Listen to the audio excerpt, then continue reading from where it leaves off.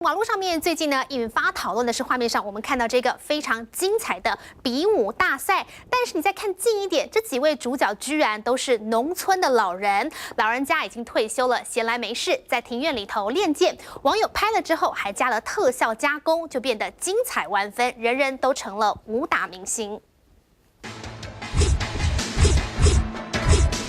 老汉挥动手上的长棍，再来翻成定点，架势十足。对面师傅也不遑多让，仔细看他手上拿的可是分节棍。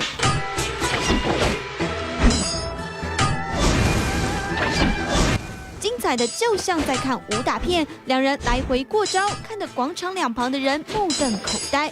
刀光剑影中挥出火光，甚至还出现单拳气功。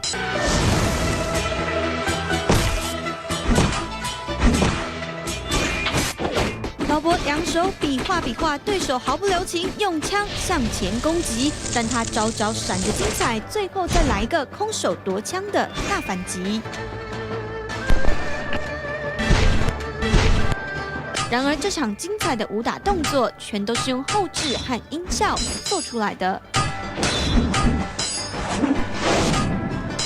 农村老汉只不过拿刀枪挥舞两下，但加上了特效，一下全能发电，刀能起火。科技版的比武大赛，让各个普通大叔都变成了大荧幕中的武打明星。